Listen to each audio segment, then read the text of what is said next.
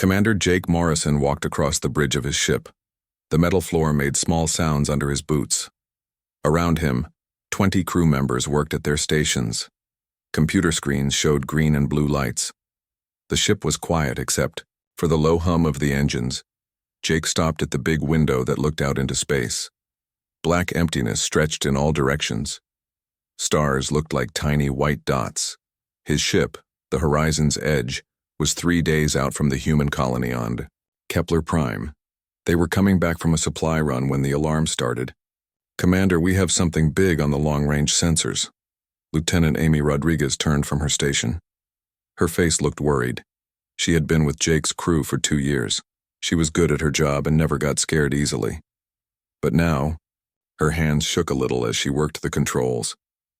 Jake walked over to her station. The screen showed red dots moving through space. Lots of red dots, more than Jake had ever seen on one screen. "How many ships?" he asked. Amy pressed some buttons. Numbers appeared on the screen. "Computer says over 200 ships, sir. Maybe more. They're big, really big. Some of them are 10 times bigger than our ship." The bridge got very quiet. Everyone stopped working and looked at the screen. Jake felt his heart beat faster. He had been expecting this day for 15 years. Ever since the first human scouts had come back from deep space with stories about the Caltharian Empire. The Empire ruled most of this part of the galaxy. They had thousands of ships and controlled hundreds of worlds. When they found a new species, they gave them a choice: join the Empire or die. Most species joined. The ones that fought back were destroyed. Jake had read all the reports.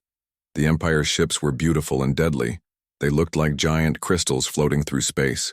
Their weapons could destroy a planet. Their shields could stop any attack. They had never lost a war. "Sir, they're sending us a message," Amy said. Her voice sounded small. "Put it on the main screen," Jake said. The image that appeared made everyone on the bridge step back. The alien was tall and thin with blue skin. Its eyes were yellow and had no pupils. It wore a white uniform with gold decorations. When it spoke, its voice was cold and flat. "Primitive species of the third planet of Sol. You will stop your ships and prepare for boarding. The Caltharian Empire claims this system and all humans in it. You will submit to imperial rule. Your ships will be taken. Your people will serve the Empire. There is no choice in this matter. Resistance will result in death." The message ended. The screen went back to showing the alien ships getting closer. Jake could see them now without the sensors. They looked like floating cities made of glass and metal. Beautiful and terrible at the same time. Amy looked at Jake. "Sir, what do we do?" Jake thought about his daughter Emma back on Earth. She was 8 years old and loved to draw pictures of spaceships. She wanted to be an explorer like her father when she grew up. He thought about all the human colonies scattered across space, families trying to build new lives on distant worlds. Children who had never known war. The Caltharians thought humans would be easy to defeat. They thought humans would surrender like all the other species they had conquered. They were wrong. Jake had been part of the secret planning meetings for 10 years. Military leaders from every human world had worked together. They knew this day would come. They had prepared for it. Not by building bigger ships or stronger weapons. The Empire would always have more of those. Instead, humans had learned to fight in a different way. Other species had tried to match the Empire's power. They had built big ships and fought big battles. They had all lost. Humans would not make the same mistake. "Open a channel to the alien fleet," Jake said. Amy pressed buttons on her control panel. "Channel open, sir." Jake walked to the center of the bridge. Every person on his ship was looking at him. He knew that other human ships were listening too. This message would go out to every human world. It would start the war that everyone knew was coming. The alien commander appeared on the screen again. Its yellow eyes stared at Jake with no emotion. It was used to seeing fear in the faces of the species it conquered. It expected Jake to beg or surrender. Jake stood straight and looked directly into those yellow eyes. When he spoke, his voice was calm and clear. "This is Commander Jake Morrison of the Human Colonial Defense Force. We have received your message. We have one reply for your empire. He paused. In that moment, he thought about every human who had ever fought for freedom, every person who had stood up to bullies, every underdog who had refused to quit. The Empire had ruled the galaxy for 1,000 years. They had crushed every enemy. They had never been defeated, but they had never fought humans. Our message is simple, Jake said. Run. The alien commander's face changed. For just a second, Jake saw something that might have been surprise. Then the screen went black. Around the bridge, Jake's crew started to smile. They knew what was coming next. The Empire would attack. They would send their biggest ships and their best weapons. They would expect humans to fight like every other species had fought. They were going to be very surprised. Amy turned from her station. Sir, I'm getting messages from command. All human fleets are moving to battle positions. The colonies are ready. Jake nodded. Signal all ships. Tell them the war has started. And Amy? Yes, sir? Send a message to Earth. Tell them we delivered our warning. Now it's time to show the Empire what happens when you threaten humanity. The horizon's edge turned toward the alien fleet. Behind it, more human ships appeared from hidden positions. The war for humanity's freedom was about to begin. Admiral Lisa Carter sat in her office on Luna Station. The moon's surface stretched outside her window, gray and empty under the black sky of space. Earth hung above like a blue and white marble. She had been looking at that view for 3 hours, since the message came in from the outer colonies. The war had started. The door to her office opened. Captain Ryan Torres walked in carrying a data pad. His uniform was wrinkled. He had not slept in 2 days. Admiral, we have the full report from Commander Morrison's encounter. Lisa turned from the window. How did the Empire respond to our message?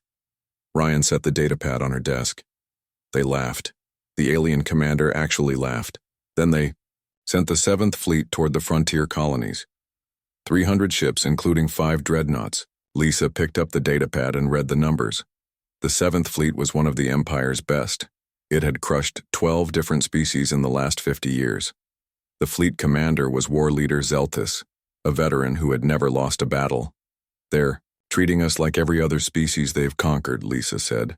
Send overwhelming force and expect us to surrender. Yes, ma'am. Intelligence says they'll reach the outer colonies in 6 days. New Austin will be their first target. Lisa stood up and walked to the wall display. It showed a map of human space. Red arrows marked the Empire's advance. Blue dots showed human fleet positions. The blue dots looked very small compared to the red arrows, but looks could be deceiving. Ryan, tell me about Project Wasp. Ryan smiled for the first time in days.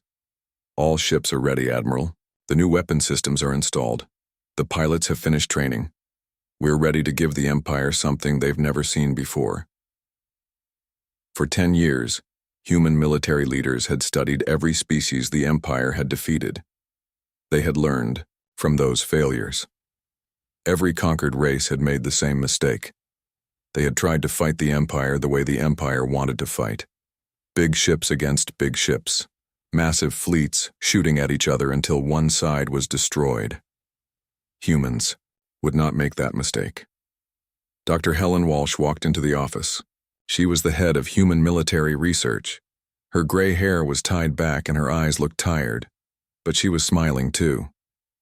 Admiral, I have good news from the weapons lab. Tell me, Helen. The new fighter design is working perfectly. Each ship can split into 3 separate units during combat. The pilots can control all 3 parts at once using neural links. It's like fighting one ship that's in 3 places at the same time. Lisa nodded. She had seen the test flights, human fighters that could break apart and attack from multiple angles. The Empire's targeting systems could not track them. Their shields could not protect against attacks coming from 3 directions at once. What about the other projects? Lisa asked. Helen pulled out her own data pad. The stealth ships are ready. 40 vessels that can hide from Imperial sensors. The mine layers have finished seeding the asteroid fields around our colonies, and the new missiles are working better than we hoped. Ryan looked confused. I thought we were not building bigger weapons. We're not, Helen said. Our missiles are smaller than Imperial ones, but they're smarter. Each missile can think for itself. It can change course, hide behind debris, even work with other missiles to coordinate attacks. The Empire's point defense systems can't stop them. Lisa felt a cold satisfaction. The Empire expected humans to be like every other species they had conquered. Predictable, conventional, easy to defeat. They were going to learn that humans were different. "Admiral," Ryan said, "there's something else. We intercepted Imperial communications. They're telling their people this will be a quick war. They expect to crush us in 2 weeks." "Good," Lisa said. "Let them think that. The more confident they are, the bigger the surprise will be." The next few days passed quickly. Human fleets moved to hidden positions throughout the outer colonies.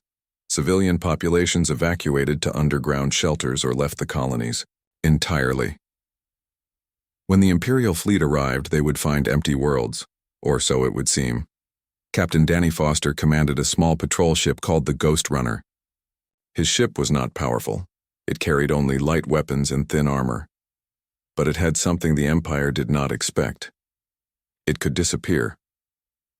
Danny watched from his hidden position as the Imperial 7th Fleet dropped out of hyperspace near New Austin. The alien ships were massive and beautiful. They moved in perfect formation like dancers in space. Their hulls gleamed with silver and blue metal. Their weapons were already charging. "This is war leader Zelthus of the Caltharian Empire," the alien commander broadcast to the empty colony.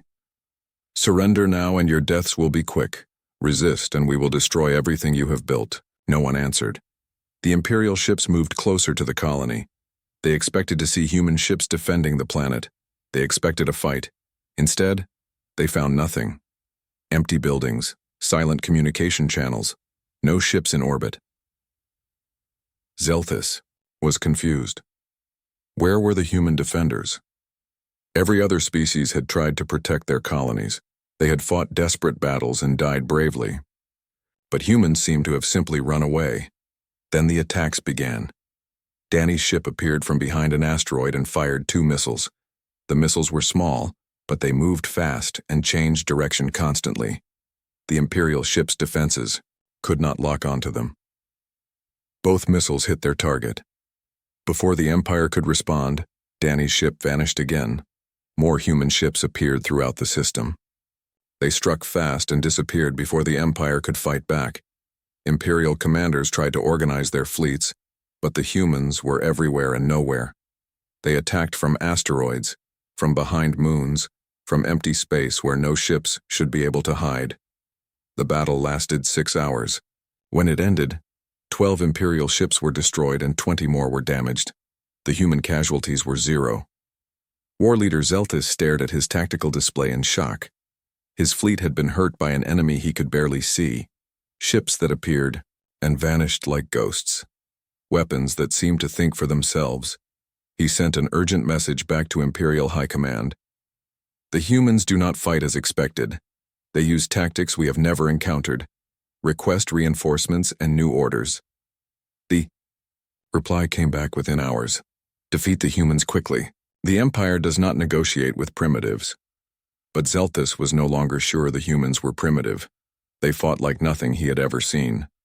And this was only the beginning. Danny Foster watched the Imperial fleet retreat from New Austin. The aliens would be back with more ships and better plans. But now they knew something important. Humans did not fight fair, and that was exactly how humans liked it. Emperor Vorthak stood in the great throne room of the Imperial Palace. The walls were made of crystal that caught light from 1,000 stars.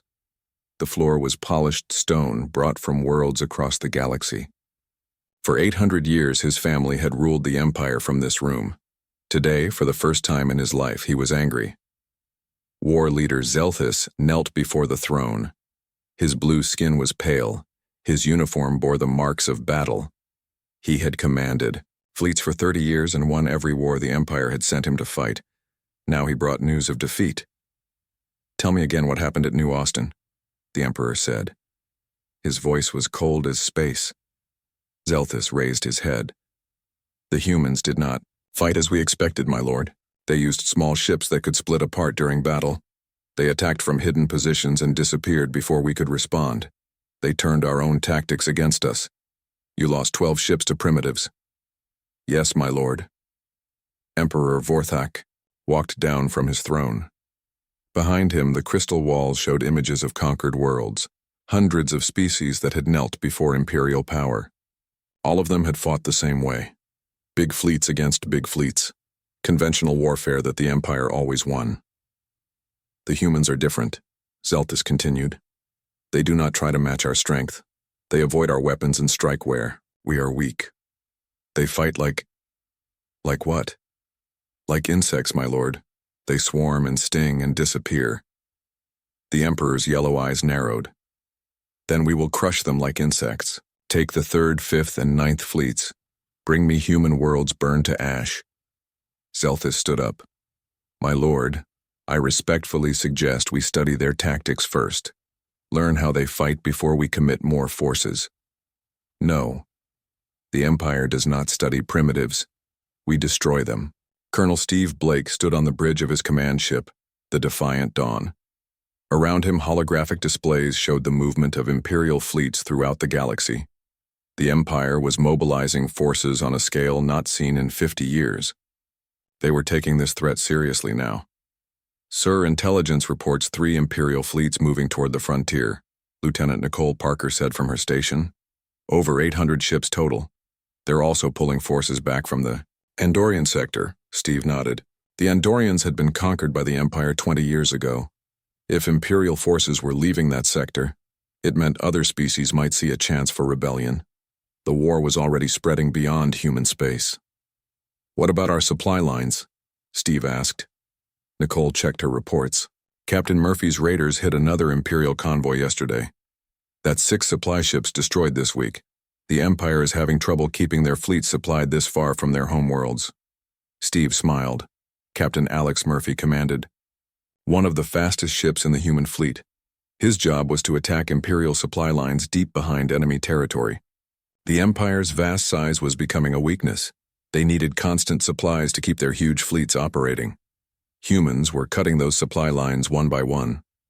Sir, incoming message from Earth Command, the communications officer called out. General Patricia Young appeared on the main screen. She was in her office on Earth, but Steve could see people running around behind her. The entire planet was mobilizing for war. Steve, I have new orders for you. We're moving to Phase 2 of the war plan. Understood, General.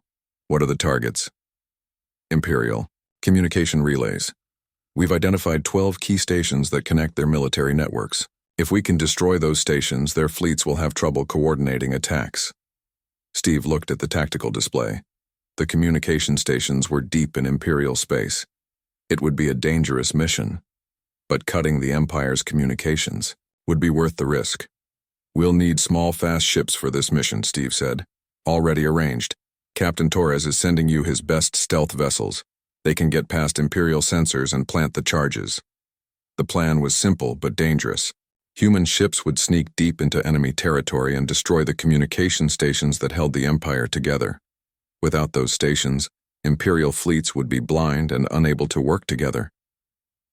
War leader Zelthis stood in his command center aboard the dreadnought Endless Victory. His fleet was the largest force the Empire had assembled in decades. 3 full fleets with their most powerful ships. Enough firepower to destroy entire star systems. But he was worried. The humans had already proven they would not fight conventionally. Intelligence reported human ships attacking supply convoys throughout Imperial space. Communication with several frontier sectors had been lost. Other conquered species were beginning to rebel, sensing Imperial weakness. War leader, we are approaching the human colony of Kepler Station. His tactical officer reported. Good. This time we will not underestimate them. Deploy screening ships around the main fleet. Launch fighters to patrol the system. I want sensors scanning every asteroid and moon. Zeltis had learned from his defeat at New Austin. He would not be surprised again.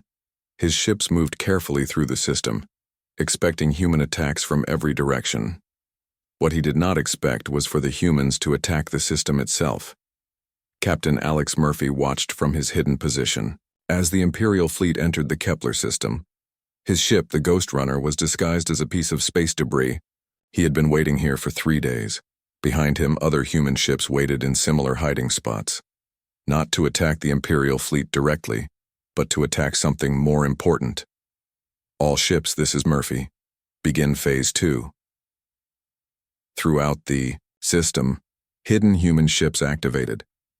But instead of firing weapons at the Imperial fleet, they released clouds of tiny machines called nanobots.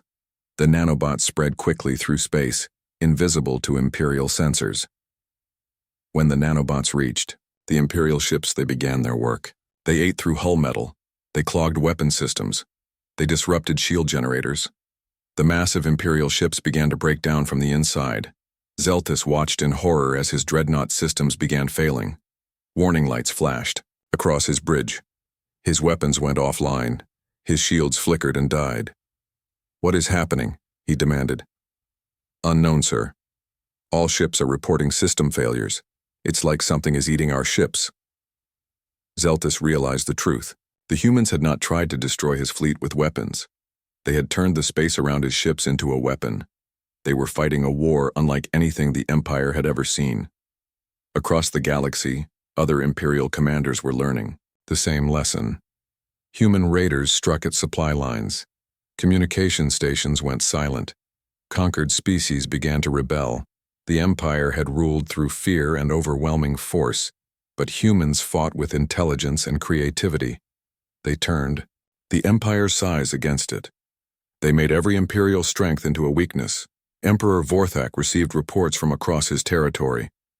Rebellions on 12 worlds. Supply lines cut. 3 fleets damaged or destroyed. The humans were not just fighting for their own freedom. They were inspiring every conquered species to fight for theirs. For the first time in 800 years, the Empire was losing a war, and the humans were just getting started.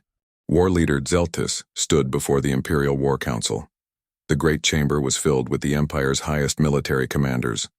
Blue-skinned aliens in white uniforms sat around a circular table made of black stone. Above them, holographic, displays showed the state of the war. It was not good news. "Report," Emperor Vorthak commanded from his seat at the head of the table. Zeltis activated his datapad. Red markers appeared on the galactic map. Each one represented a defeat. The humans have destroyed 47 supply convoys in the last month. They have cut our communication lines to 8 sectors. Rebellion has started on 23 conquered worlds. Fleet Commander Nexus leaned forward. She was old even by Imperial standards. She had fought in the Great War 50 years ago. "How is this possible? They are one species. We rule half the galaxy."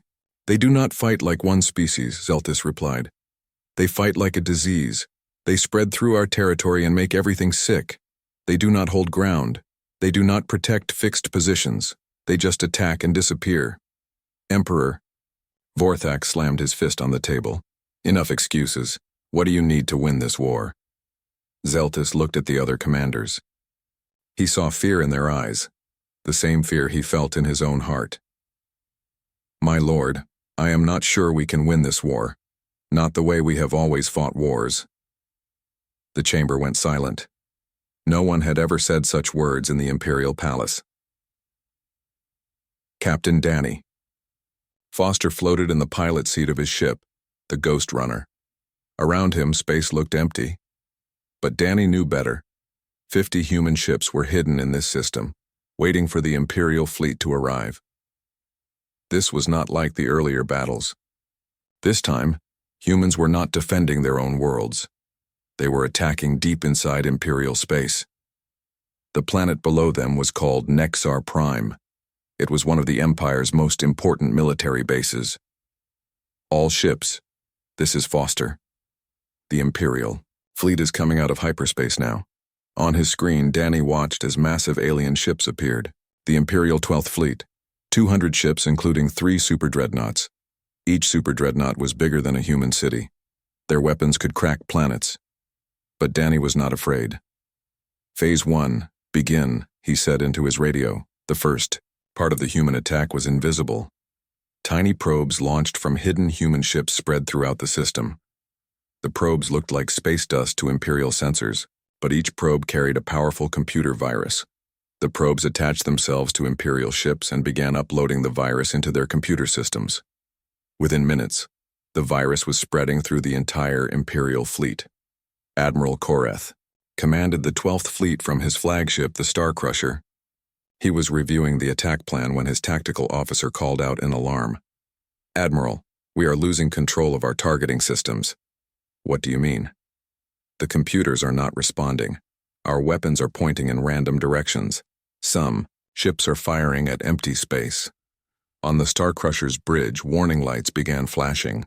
Computer screens showed error messages in the Imperial language. The ship's artificial intelligence was breaking down. "Sir, it's not just us. Every ship in the fleet is having the same problems."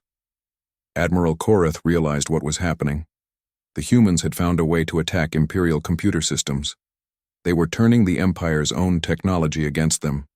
"Switch to manual control," he ordered.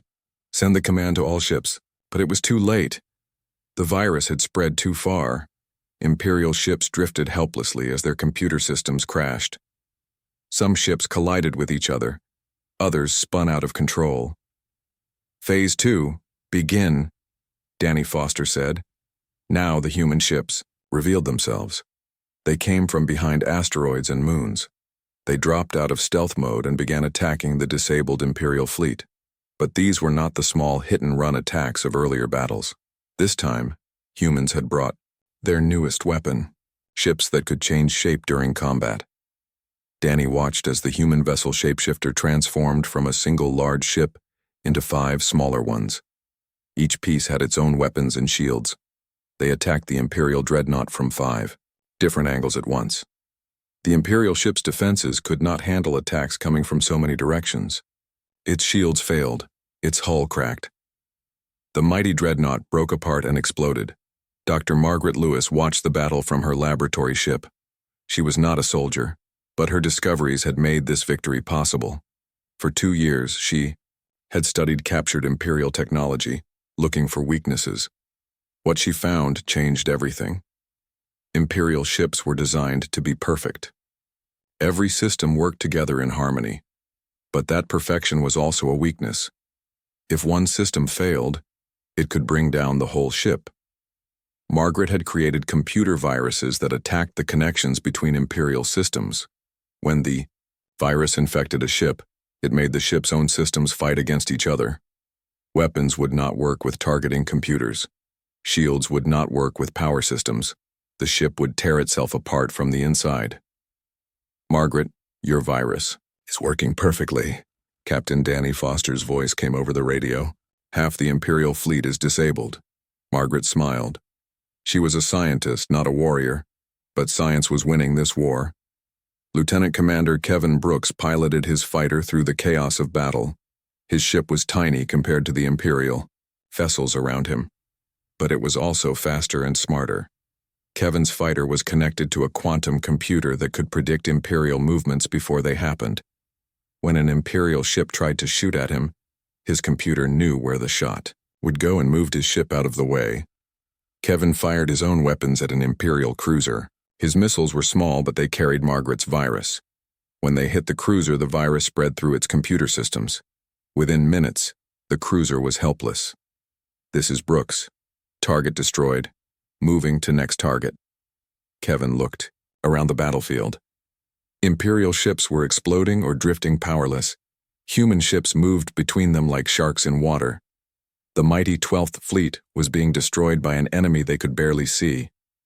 Back on Nexar Prime, Imperial civilians watched the battle in the sky above their world. They had been told that Imperial fleets were invincible. They had been told that no enemy could threaten the Empire's heart. Now they watched their own fleet being destroyed by ships they did not understand. Fear spread through the Imperial population. If humans could attack here, they could attack anywhere. Admiral Koreth sat in his command chair as his flagship died around him. Emergency lights flickered. Smoke filled the bridge. His crew ran back and forth trying to repair systems that the human virus had destroyed. "Admiral, we must retreat," his tactical officer said. Koreth looked at his tactical display. Of his 2 100 ships, only 60 were still fighting. The rest were destroyed or disabled. The humans had won another impossible victory. Signal the fleet. All ships retreat to Imperial space. As the surviving Imperial ships limped away from Nexar Prime, they carried news that would shake the Empire to its core. The humans had proven they could strike anywhere. No Imperial world was safe. Emperor Vorthak received the report from Nexar Prime in his throne room. His hands shook as he read the casualty numbers. Another fleet destroyed. Another defeat at the hands of primitive humans. "My lord," his advisor said carefully, "perhaps it is time to consider negotiation." The Emperor's yellow eyes burned with rage. The Empire does not negotiate with inferiors. But even as he said the words, Vorthak knew the truth.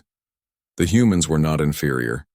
They had proven that intelligence and creativity could defeat overwhelming force.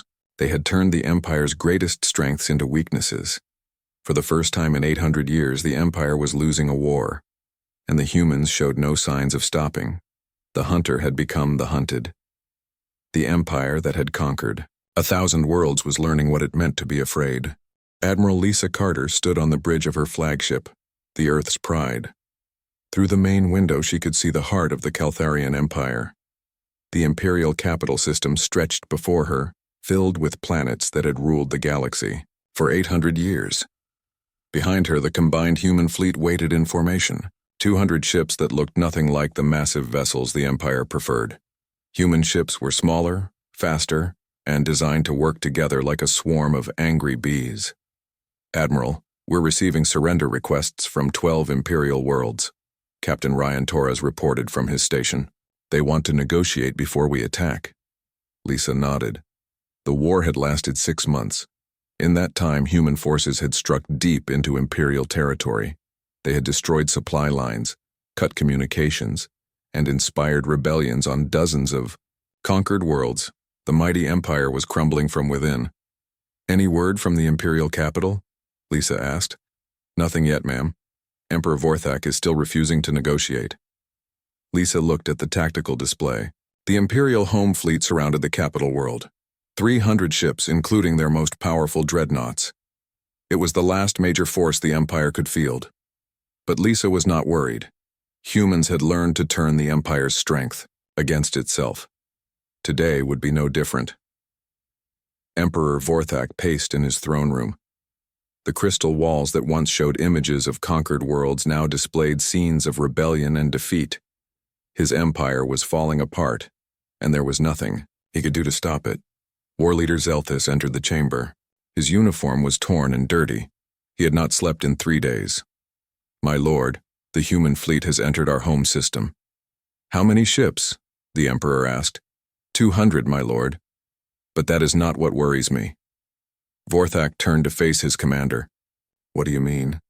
"They are broadcasting on all frequencies. Every world in the Empire can hear their message." The emperor felt cold fear in his chest. "What message?" Zelthus activated a communication device. Admiral Carter's voice filled the throne room.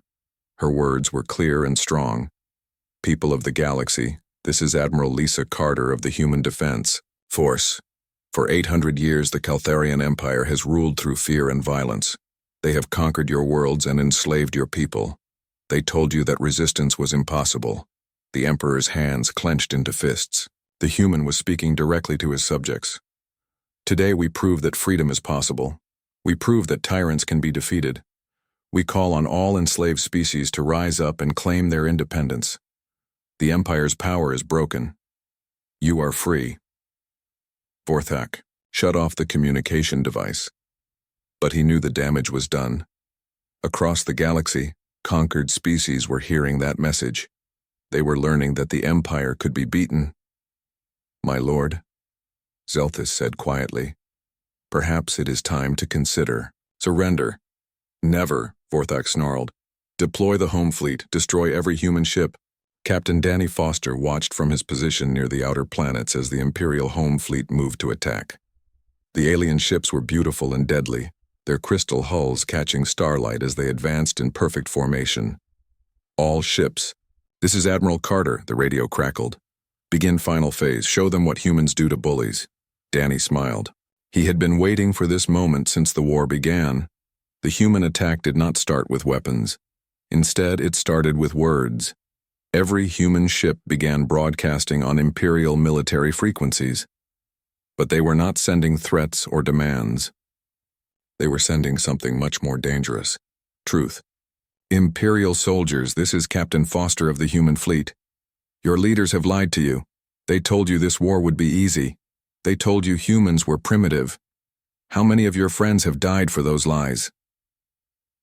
Across the Imperial fleet, soldiers heard the human broadcasts. They heard about the defeats their leaders had hidden from them. They learned about the rebellions spreading across the Empire. They realized their commanders had been lying to them. You do not have to die for Emperor Vorthak's pride, Danny continued. You can choose a different path. You can choose freedom. On the Imperial flagship Eternal Glory, Admiral Nexus watched her tactical display with growing alarm. Some of her ships were not responding to orders. Others were slowing down or changing course. The human words were having an effect. Admiral, the cruiser Bright Star is requesting permission to withdraw from battle, her communications officer reported. Denied. All ships will maintain formation and attack. Ma'am, 3 more ships are requesting withdrawal. The crews are refusing to fight. Admiral Nexus realized what was happening. The humans were not just attacking her ships. They were attacking the loyalty of her crews. They were turning her own soldiers against the Empire. All ships, ignore human. Broadcasts, destroy the enemy fleet immediately. But it was too late. Half the Imperial fleet had stopped advancing. Some ships were turning around and heading back to Imperial space. Others simply drifted in place, their crews unwilling to fight. The humans had won the battle without firing a shot. Dr. Margaret Lewis monitored the battle from her laboratory ship. She had spent months preparing for this moment. Not by building new weapons, but by studying Imperial psychology. The Empire ruled through fear and propaganda. They told their people that resistance was impossible. They hid their defeats and exaggerated their victories. When the truth finally came out, the Empire's power crumbled like paper. Margaret, your psychological warfare program is working perfectly. Admiral Carter's voice came over the radio. Half the Imperial fleet has surrendered without fighting. Margaret nodded. Sometimes the most powerful weapon was not a gun or a bomb. Sometimes it was simply the truth. Emperor Vorthak watched from his palace as his last fleet fell apart. Ships that had served the Empire for centuries were surrendering to humans. Crews that had sworn loyalty to his throne were laying down their weapons.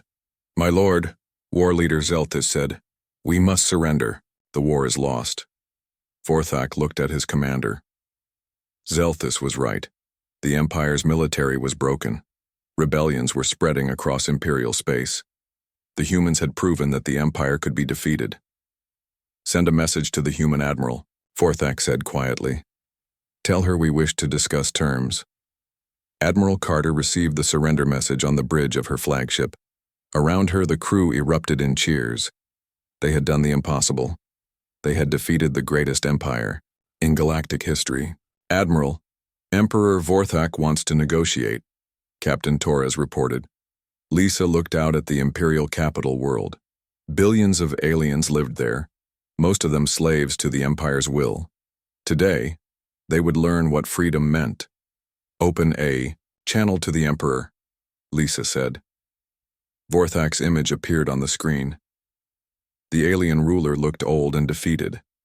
His yellow eyes had lost their fire.